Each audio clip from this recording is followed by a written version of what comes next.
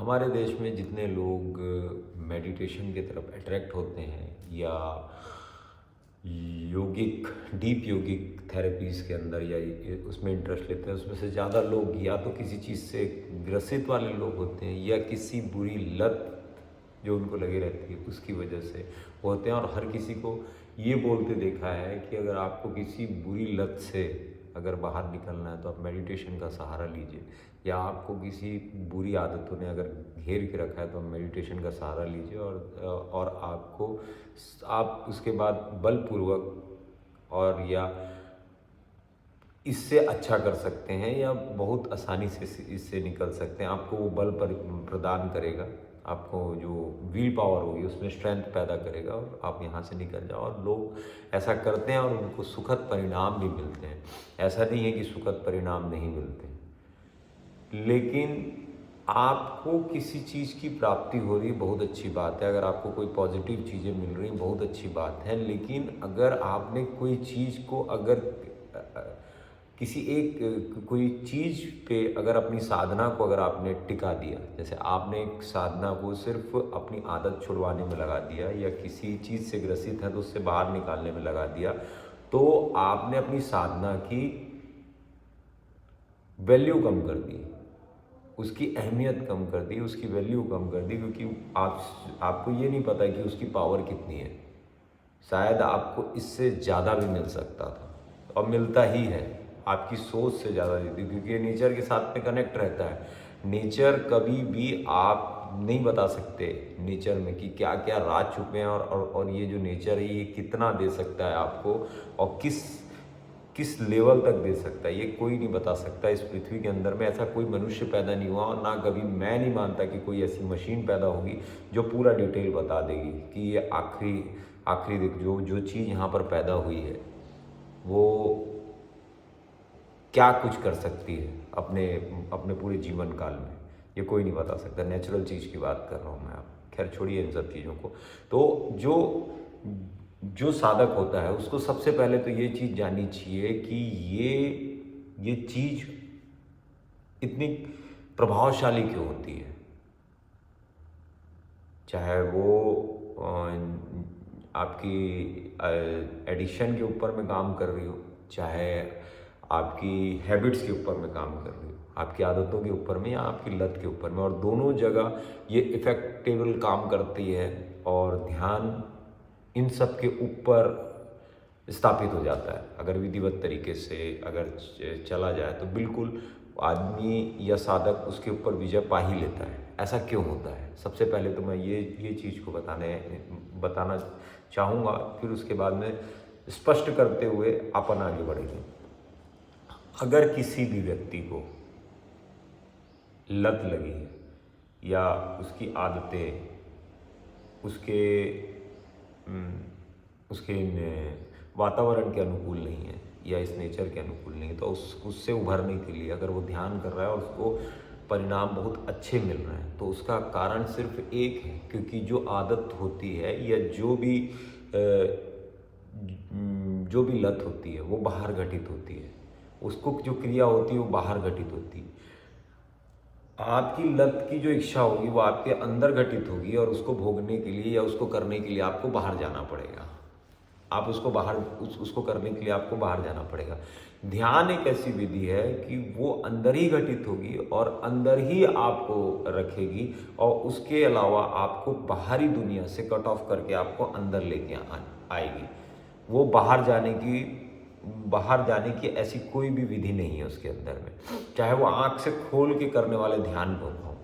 आपको सिर्फ एक जगह केंद्रित करना है। आपको ये चीज़ बताई जाएगी कि भले आपकी दृष्टि कि आप किसी चीज़ को देख रहे हैं, लेकिन आपकी जो एकाग्रता है वो एकदम स्थिर है, एकदम स्थिर है, ये बताई जाती है। खुले आँख से करने वाले जो ध्यान होते हैं उसमें आप जब पूरी तरफ से जब आप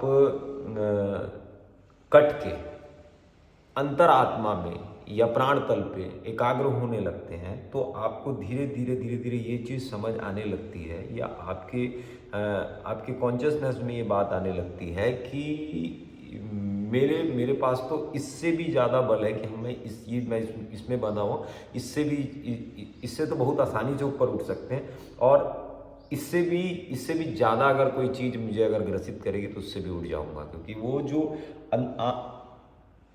आत्म अनुभव जिसको कहते हैं, या आत्म स्थिरता जैसी घटित होती है, वैसे ही आपको ये जानने मिल जाता है, मतलब आप अपनी शक्तियों को पहचानने लगते हैं, और जब शक्तियों को पहचान जाता है व्यक्ति तो फिर उन सब चीज़ों से ऊपर उठ जाता है। ये सब तो बातें हुई लत की और आदत की। अब बात करते हैं कि ये घटित कहाँ से होती है। ये जो पॉइंट है ये सबसे मेन पॉइंट है, लेकिन आदमी ना आदतों को देखता है और आदतों से छुटकारा पाता है और एक तरफ हो जाता है, ना वो ये चीज़ को देखने की कोशिश करता है कि आदतें या लत ये घटित कहाँ से हुई थी। अगर उसको जान जाए तो ये बहुत आसान हो जाएगा उसके लिए इन सब चीज़ों से निकलना। सबसे पहली बात तो आदत उस आदमी के अंदर में घटित होती है जो इस प्रकृति के अनुकूल नहीं चलता है। आप प्रकृति के अनुकूल जब नहीं चलते हैं तो आपके लाइफ में या आपके जीवन शैली में डिसिप्लिन नहीं होता।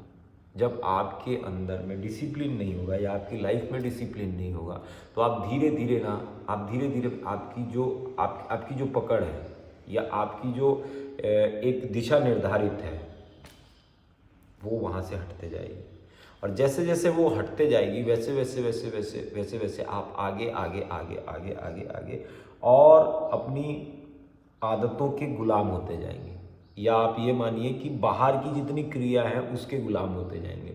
और जब मनुष्य बाहर की चीज़ों का गुलाम होते जाएगा, जैसे आराम का, खाने का, पीने का, रात जागने का, इन सब चीज़ों का गुलाम होते जाएगा, तो उसकी जो आंतरिक जो ठहराव है वो बिगड़ने लगेगा। और जब आंतरिक ठहराव जब बिगड़ने लगेगा तो ये जो संतुष्टि होती है या जो सेटिस्फैक्शन होता है या आत्म अनुभव जो होता है वो तो घटित अंदर होगा।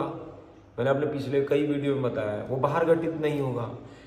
फिर उसको सेटिस्फैक्शन करने के लिए ये आदतें आती हैं। ये आदतें आएंगी, जैसे क्या है, उसको लोनलीनेस लगेगी तो वो ड्रग्स का सहारा लेगा, सिगरेट का सहारा लेगा, और वो अश्लील चीज़ों का सहारा लेगा। और इन सब आदतों को ये तो जीवन शैली चल ही रही थी, और उसके साथ साथ में ये सब जीवन शैली भी चलने लग जाएगी। देखिए ना, आप कभी भी एक एग्जाम्पल से मैं आपको समझाता हूँ। जरूरी नहीं है कि ऐसा ही हो, लेकिन अधिकांश ऐसा ही होता है। आप देखना उसमें जो मैं एग्जाम्पल आपको बताने जा रहा हूँ कि जिस भी व्यक्ति के अंदर में अगर कोई, या किसी भी बच्चे के अंदर में अगर कोई बुरी आदत है, जैसे उसने 10th क्लास से या 12th क्लास से किसी बच्चे ने सिगरेट पीनी शुरू कर दी है, तो आप ये चीज़ देखेंगे कि वो सिर्फ सिगरेट नहीं पिएगा, उसके साथ में एडिशनल कोई ना कोई एक हैबिट होगी उसके नेचर में। या तो वो रात जागता होगा, या तो उसको ऐसे जगह में बैठने में या ऐसी चीज़ों में रहने में खुशी मिलती होगी जो इस समाज में गलत प्रभाव डालती है, या जो इस समाज के लिए अच्छा नहीं माना जाता है। आप देखना, रात के घूमने वाले जितने व्यक्ति होते थे, वो ही, मैं सबको तो नहीं बोलता हूँ, उनमें एक चीज़ कॉमन होती थी पहले के टाइम में, जो रात के जो बच्चे घूमते थे वही आगे चल के शराब, सिगरेट और ये सब चीज़ों में लिप्त, मतलब मोस्टली यही देखा गया है, वो लोग रहते ही थे इन सब चीज़ों को। क्यों होता था ये? क्योंकि उनकी जो जीवन शैली थी या उनकी जो दिनचर्या थी वो डिस्टर्ब थी। अब जब डिस्टर्ब हो गई आपकी जीवन शैली, उसके बाद में धीरे धीरे आराम जिसको आप बोलते हो वो घर करने लगता है, और वो घर करते करते आपके अंदर से वो खालीपन पैदा करता है जिसको भरने के लिए आपको बुरी चीज़ों का या ऐसी चीज़ों का इस्तेमाल करना पड़ता है जो एक आर्टिफिशियल सेटिस्फैक्शन पैदा करती है। और वो तो पहले आपको ऐसा लगता है कि ये सेटिस्फैक्शन बहुत अच्छा है, मुझे बहुत अच्छा लगा या बहुत मज़ा आया, लेकिन थोड़े समय के बाद में आप उससे ग्रसित हो जाते हैं, और ग्रसित होने के बाद में वही एक दुविधा या परेशानी के रूप में सामने आने लगता है। वो भी आखिरी समय में सामने आने लगता है। शुरुआत के कुछ साल क्या, बहुत लंबा समय तक आपको तो समझ भी नहीं आता कि ये क्या है। जब उसके नुकसान व्यक्ति के सामने आने लगते शारीरिक रूप से, मानसिक रूप से तो उसको पता नहीं चलता, शारीरिक रूप से जब समझ आने लगता है और जब उसको तकलीफ होने लगती है, तो जब वो जाता है, एक टेस्ट करवाता है या कोई भी चीज़ करता है, तो उसे ये चीज़ समझ आने लगता है कि नहीं यार, इसका तो नुकसान देखने को मिल रहा है हमारे को।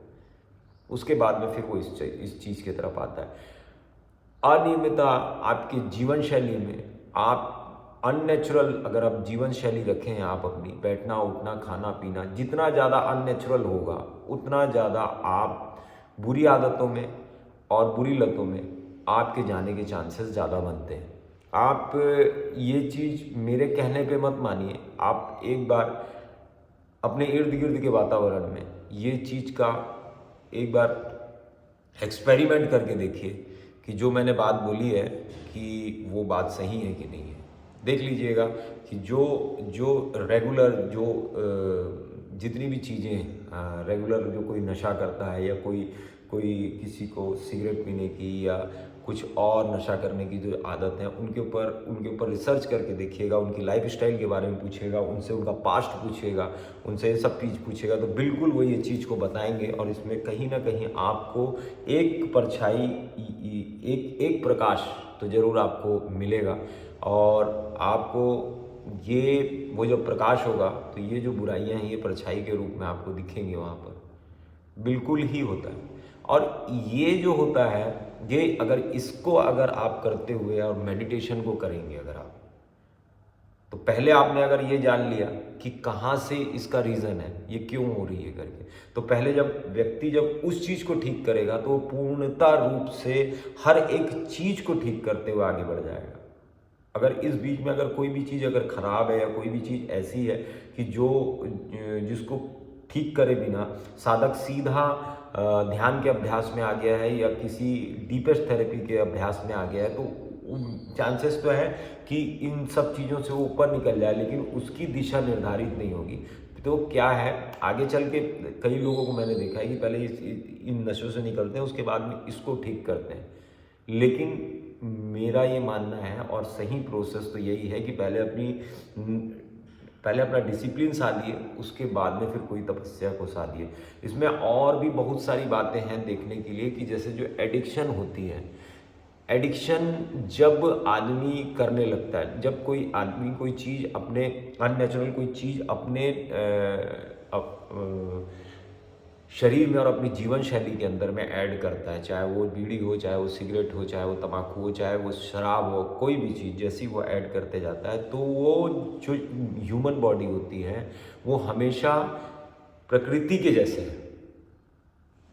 वो भेद नहीं करेगी कभी भी, वो भेद नहीं करेगी, वो हमेशा कोशिश ये करेगी कि उसमें तादात्म्य बना ले, उसके साथ तालमेल कर ले। आपका जो शरीर है वो एक प्रकृति के भांति है, वो कभी भी आपको ये चीज़ संकेत हमेशा देता रहेगा, हमेशा बोलता रहेगा आपको कि आप नेचुरल चीज़ों को लीजिए। लेकिन क्या है, उससे साथ तादात्म्य, जैसे आपने शराब पी तो उसके साथ तादात्म्य बनाने लगेगा कि हो सकता है ये हमारे बीच का, ये हमारे लिए अच्छा हो, ये हो, वो हमेशा तादात्म्य बनाते रहेगा।